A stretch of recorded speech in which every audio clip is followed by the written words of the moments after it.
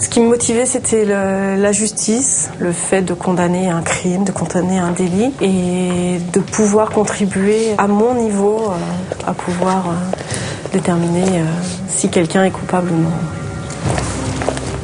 Déborah est donc devenue ASPTS, soit agent spécialisé de police technique et scientifique, et elle intervient en premier lieu lors de crimes, découvertes de corps, cambriolage ou encore vol de véhicules.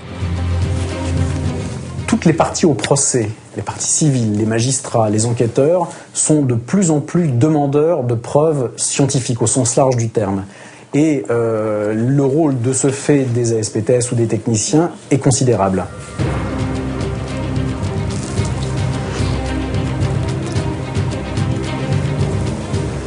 Donc on revêt un habit spécial et ensuite on va figer la scène. Donc on va d'abord commencer par faire des photos.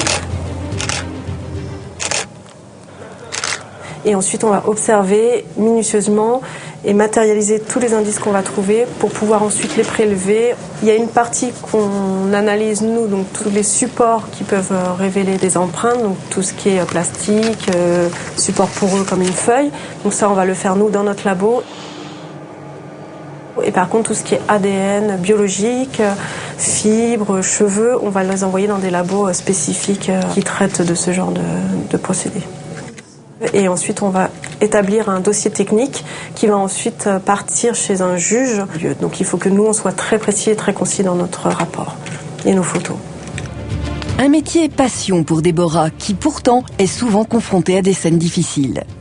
Quand on est dans l'action, oui, ça, on arrive à mettre de côté les émotions. C'est plus après où il faut l'extérioriser. À ce moment-là, on discute beaucoup avec les collègues et que ça se passe toujours très bien. Pour elle, aucune ombre au tableau dans ce métier, à part peut-être... On a des affaires à la police judiciaire qui n'ont pas abouti. On continue à y penser en espérant toujours qu'un nouvel élément ressurgisse. C'est une grande frustration de ne pas arriver au bout d'une enquête. Une belle carrière ouverte à ceux qui ont du flair.